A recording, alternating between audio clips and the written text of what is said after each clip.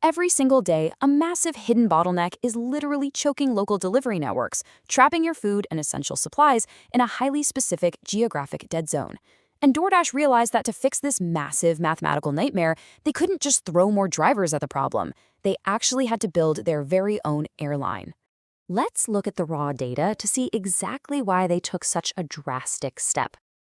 Out of the more than 10 billion, yes, billion with a B, lifetime deliveries DoorDash has processed, a massive 20% of all those orders get caught in a very specific, highly inefficient friction point. That means 1 in 5 orders is sitting right in this awkward middle ground that completely disrupts the flow of local commerce and basically ties up their entire network. Okay, let's dive into this. That dead zone, it's the 3 to 5 mile delivery radius. Think about it for a second. If an order's just a few blocks away, it's an easy, quick rip. If it's a massive long haul across town, well, everyone expects that to take a while. But this 3 to 5 mile mid-range trip, it is the absolute most inefficient part of the entire system.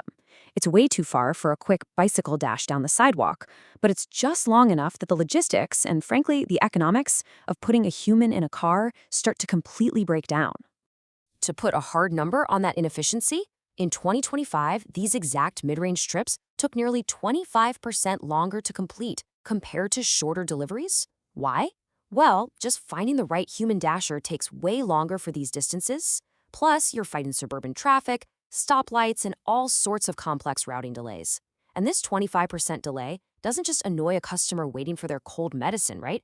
It actively traps drivers in transit, entirely preventing them from knocking out multiple, closer, and highly profitable orders.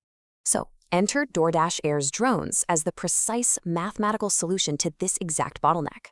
By completely bypassing ground traffic and just moving straight through the sky, these specially designed American-built drones are absolutely crushing that 3 to 5 mile mid-range distance. We're talking average delivery times of under 25 minutes. And the market response? Oh, it's been incredible. In their pilot locations, the sheer speed of these deliveries drove a 30% increase in order volume for participating merchants. That is a massive lift, and it's sustained for weeks. Now, this brilliantly illustrates how the system actually works in practice. See, it's not really about robots replacing human drivers at all. It's about harmonic integration. Unmanned aerial vehicles, or UAV drones, they handle the simple, low-weight beelines up in the sky. And that frees up human dashers to do what humans do best: complex, localized navigation. A drone simply can't figure out the maze of a giant apartment complex, and it can't carry a 50-pound grocery order, but a human can. By letting drones take the annoying mid-range routes, dashers can actually stay clustered near high concentrations of merchants, which maximizes their earning potential on those much quicker ground deliveries. But doing this legally and at a massive scale is incredibly difficult. It requires overcoming a huge hurdle: Part 135 certification. This is the super rigorous airline-level approval from the FAA that separates true, scalable autonomous logistics networks from, temporary PR stunts. Getting this certification definitely wasn't an overnight process.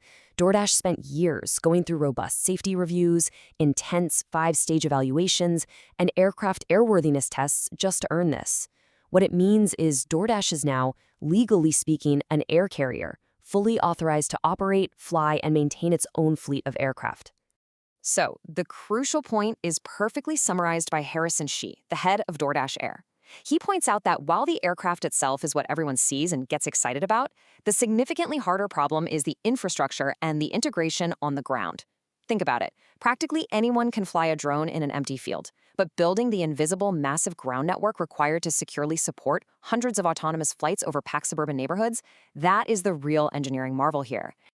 The actual competitive moat DoorDash is building isn't just the shiny flying hardware. It's this incredibly robust ground infrastructure.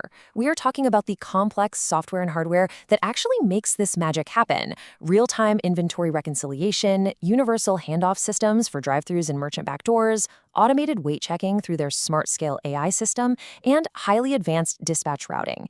It's this exact technology that allows a totally independent local pizzeria to seamlessly plug into a multi-million-dollar airline network without having to change a single thing about how they run their kitchen. To manage all these moving parts, DoorDash built what they call their autonomous delivery platform. You can think of this as the master brain of the entire operation. The second a customer taps order, the software decides in real time exactly which vehicle gets the job, based entirely on the environment and the specific order profile. Big, complex drop-off, it sends a human dasher. Short-range sidewalk drop, it dispatches their ground robot, Dot. And for a low-weight, mid-range, rapid delivery, it launches the UAV drone. It perfectly matches the physical vehicle to the specific logistical math problem of that exact order. Let's move to Anima and see how this builds into their broader vision. The delivery ecosystem is expanding vastly across entirely different roles and product types. DoorDash is positioning itself as the central nervous system, connecting independent retailers, restaurants, and logistics providers all into one single multimodal network. They're essentially building a universal layer for local commerce, where all these different players, ground couriers, sidewalk robots, and air drones, interact seamlessly to move everything from medical supplies and groceries to everyday parcels. Now, we absolutely have to look at the financial engineering behind this because it is fascinating. By aggressively rolling out an in-house drone service, DoorDash is bypassing ground friction economics entirely. What that means is they are taking the highly variable, unpredictable costs of human labor just sitting in traffic and replacing it with the fixed cost appreciation of autonomous hardware. Yes, obviously building a drone fleet requires massive upfront capital.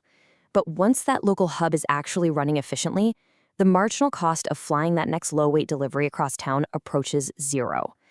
As route density increases, this fixed cost infrastructure provides exponential operating leverage, which radically expands their gross margins. Now, what's really interesting about this slide is that this drone infrastructure isn't just about optimizing the delivery of a hot meal. While traditional restaurant delivery is the foundation, drone networks unlock entirely new, highly lucrative retail verticals. We are talking about rapid pharmaceuticals, cold chain perishables, and premium, low-weight cosmetics. These are sectors that demand instant, reliable fulfillment and crucially carry significantly higher profit margins than fast food. By capturing these retail shifts, DoorDash diversifies its revenue and increases the average order value using the exact same automated flight infrastructure. It is abundantly clear that DoorDash is betting the future of local commerce won't just belong to the company that builds the slickest flying hardware. It's going to belong to the company that can orchestrate the most complex, interconnected network of human dashers, sidewalk robots, and certified airline drones to solve the messy physical world problems of neighborhood delivery. With Amazon Prime Air trying to control the e-commerce supply chain from the warehouse down, DoorDash is carving out its dominance from the local merchant up. If the ultimate prize belongs to the platform that effectively connects this entire massive system together on the ground and in the air, who really wins the multimodal race?